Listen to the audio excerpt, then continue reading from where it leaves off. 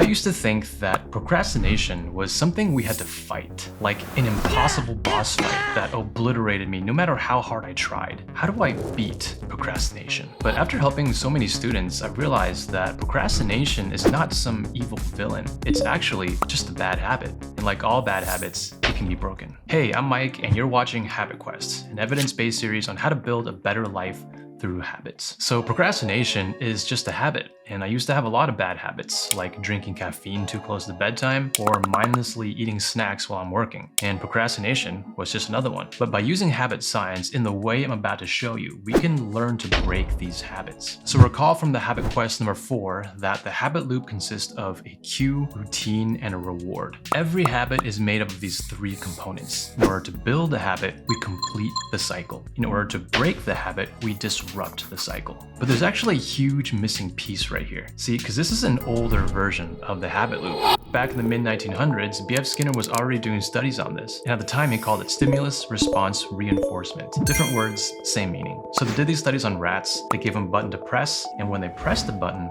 it would give them a treat. So over time, the rats learned that if they pressed a button, they would be rewarded with a treat. And that's a pretty simple habit loop. But there's a big missing piece here. It was added much later by Charles Duhigg. And it was added because we started to do more research on human beings rather than just animals. And what is it in human beings that we can measure better than we can in animals?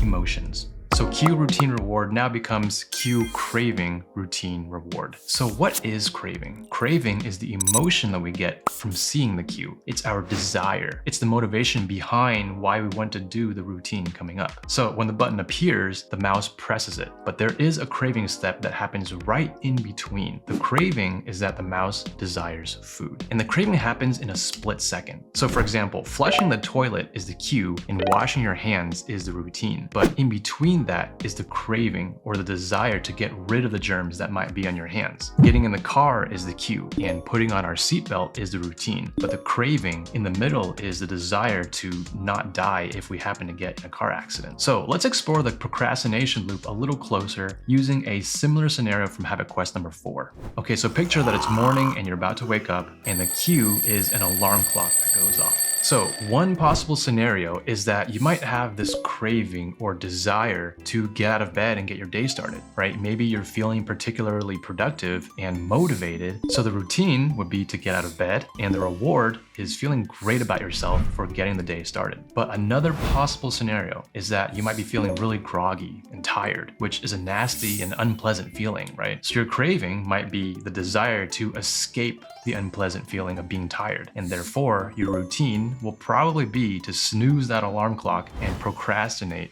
from waking up. And the reward is being able to escape that stress of feeling tired. And that's what procrastination usually looks like. The cue is just some sort of stress. The craving is wanting to escape that stress. The routine is doing something to escape the stress. And the reward is feeling relief from escaping the stress. And procrastination happens at any time and in any context. If thinking about starting a new side hustle or starting a new business stresses you out and you just want to escape that stress, then you'll want to procrastinate by doing something else, like playing video games or something. Or if the thought of writing a blog or writing an essay stresses you out, you're gonna wanna escape it and do something else. And if you feel really guilty about procrastinating, that guilt itself is also a huge source of stress. So you're gonna wanna escape it even more. You'll wanna go do something else that's less stressful. Maybe even go on YouTube and watch a video about how to beat procrastination, right? Because these types of videos give you dopamine. It makes you feel good inside. It gives you the illusion that you're being productive, but you're not really being productive if you're just watching videos without taking any action on it. Yes, I'm looking right at you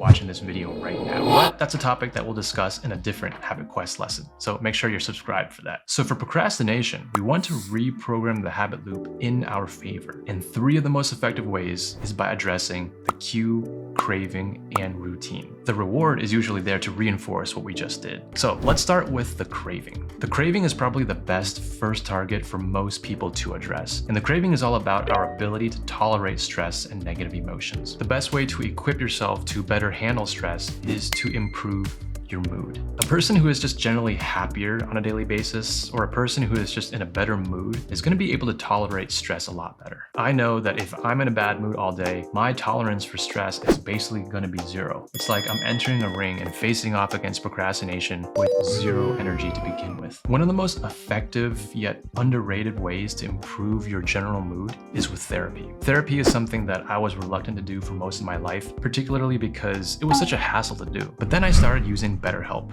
which is the sponsor of today's video, and they've made therapy completely online and remote and way more convenient. And after doing therapy for a while now, I realized what an impact it's had on my life and how it's just trickled down all aspects of my life and my mood. So when BetterHelp reached out to us, I was honored to partner with them on this video. If I had to think back to all the times in my life when I was severely procrastinating, it was around moments in my life when my mood was at its lowest, like after a really bad breakup, or after someone really close to me passed away, or from the crippling anxiety I had about my grades when I was applying to medical school. During these times, I was just unable to see happiness. All these negative emotions just started to pile up on my mood and prevented me from working towards my goals. But therapy has really helped me process my emotions and help me get out of my own way. So regardless if you have a clinical mental health issue like depression or anxiety, or if you're just a human being who lives in this world who's going through tough times, therapy can really help you approach life in a different way. Now, when it comes to therapy, I'd say that the hardest part is finding a therapist that matches you. This can be so difficult, especially when you're limited to the options just in your area. But BetterHelp makes it way easier because they're completely online and remote, and they give you access to the world's largest network of credentialed therapists. You fill out a few questions about yourself and your needs, and they match you to a professional. And if you want to switch to a different therapist, you can easily do so at no additional cost and without stressing about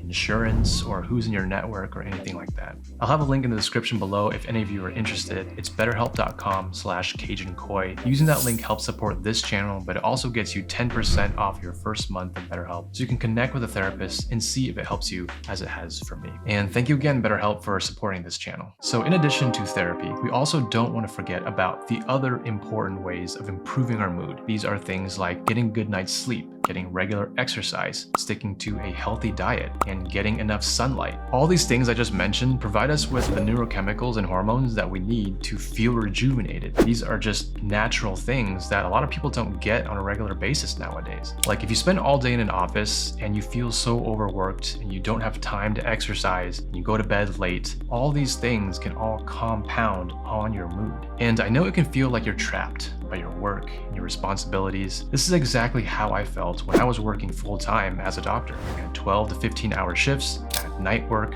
no sunlight, I was eating junk food and skipping the gym. Procrastination just left and right. But for me, I realized that if I want to continue performing at my best for the long run, then I have to prioritize self-care. Self-care is a duty. All these things, exercise, therapy, sleep, they're all just ways to stack the deck in your favor so that when you have a bad day, it doesn't turn into a disaster or lead to burnout. So the second way to break your procrastination habit is to address the routine. We can modify our current routine or add an additional fail-safe routine so that if you catch yourself procrastinating, you can pull yourself out before you go too far. The way I think about it is that if A happens, then I will do B. If I start to procrastinate, then I will do this. And one that's worked well for me is if I catch myself starting to scroll, which is A, then I will close my eyes and count to 5. That's B. So closing my eyes prevents me from looking at the screen, and counting to 5 allows me to think about whether I really want to be doing this right now. And this works for all those situations when you've already started to procrastinate a little bit, so it acts like a fail-safe to help pull you out of it. I know that scrolling is almost never a good thing. Like the important work that's going to move me forward in my business does not usually involve scrolling. So whenever I catch myself scrolling, either through social media or scrolling through Reddit or Webtoons or scrolling through my email,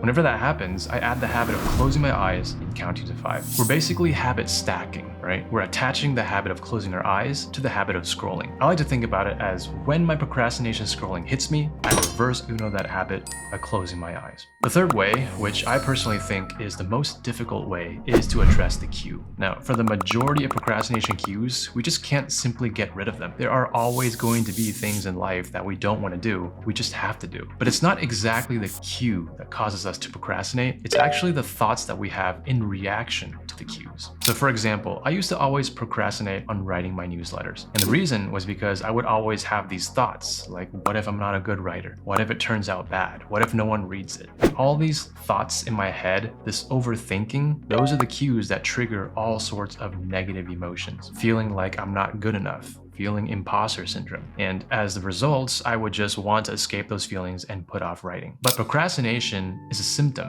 Those negative emotions are a symptom of something deeper down inside. Why do I feel like I'm a bad writer? Is it really true? Is there solid proof? So I took a moment to reflect, and I realized that I've written many newsletters in the past, and I've actually gotten a lot of comments from people telling me how it inspired them to start writing or start a YouTube channel, or it changed their life in some way. So the fact that my writing helps at least one person means that my writing is probably not as bad as I think it is, and there's actually evidence that it's helpful. So in this scenario, I've reprogrammed my thoughts about how I view my writing so that I don't have negative emotions about it anymore. A lot of times when we dig deep down inside, we find that it's our ego that causes these negative emotions. Maybe you were told as a child that you're really good at math. So now when you're faced with difficult math problems, you don't really want to do it because your ego is afraid that these difficult math problems will make you look bad and therefore ruin that image of you being good at math. Because you've always been praised for being good at math, you don't want the world to see you fail at it. And that's just how the ego works, right? These thoughts come in all forms. Maybe deep down inside, you're a perfectionist and you're afraid to do things or start things if you can't do them as well as you want to. This is a fear of failure or a fear of not meeting expectations. And many of these thoughts can be traced back to what happened in our childhood or perhaps some kind of trauma from our past. So step one is to identify what are these thoughts? Where are they coming from? Step two is to reflect on it, journal about it, speak to a therapist about it, get some help in deconstructing your thoughts and reprogramming them into more growth-oriented thoughts, like shoot for progress, not for perfection, or mistakes are learning opportunities, or